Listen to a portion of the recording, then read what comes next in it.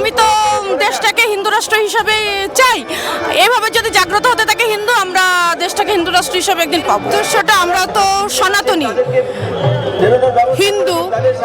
এবার অনেক হিন্দু না ঘুমিয়ে পড়েছে, হয়তো চোখটা খোলা আছে কিন্তু তারা ধর্ম সম্বন্ধে নিদ্রিত।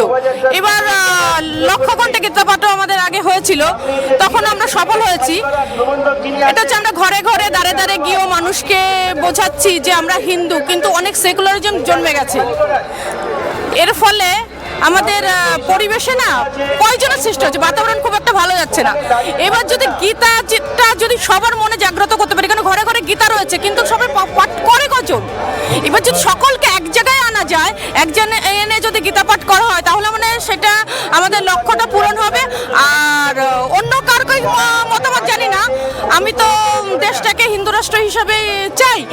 এভাবে যদি জাগ্রত হতে থাকে হিন্দু, আমরা দেশটাকে হিন্দু রাষ্ট্র হিসাবে একদিন পাবো। আমার উদ্দেশ্য এটা। অধীর রঞ্জন চৌধুরী বলেছেন যে গীতা পাঠের জন্য ঘরে ঘরে গীতা পাঠ করুন।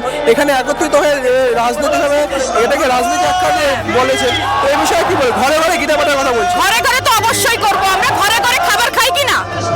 ঘরে ঘরে তো খাবার খাই, তাহলে আমরা আত্মীয় পরিজনের বাড়িতে যাই না? আমরা একত্রিত মিলিত হই না? এবার মিলিত হতে আন্তরিকতা বাড়ে আমাদের। আমরা একের প্রতি একটা আন্তরিক নিবেদন হয় যে আপনি আমাকে ভালোবাসেন, আমি আপনাকে ভালোবাসি, আপনার হৃদয় সহায় হচ্ছে, আমার হৃদয় সহৃদয় হচ্ছে। এবার পরস্পরকে চিনছি, প্রত্যেকটা হিন্দুর সঙ্গে মিলিত হতে পারছি। তাহলে তো মানুষ মানুষের বাড়ি অনুষ্ঠান করতো না, আত্মীয় পরিজনকে ডাকতো না। এটা আমরা সব আত্মীয়রা একসঙ্গে মিলিত হচ্ছে, এবার মেলবন্ধন এখানে তো আসতেই হবে, ঘরে ঘরে করতে হবে, অবশ্যই এখানে আসতে হবে। তাহলে মানুষ বাড়িতে বাচ্চাদের পড়াতো বই কিনে, মা বাবা তো শিক্ষিত আছেই, স্কুলে পাঠানোর কি দরকার ছিল? স্কুলে পাঠাতেই হতো না, ঠিক না? এখানে আসেন, তো এখানে আসার পর এখানে কি দেখছেন এবং কিরকম অনুভূতি হচ্ছে? এখানে দেখে কি মনে হচ্ছে?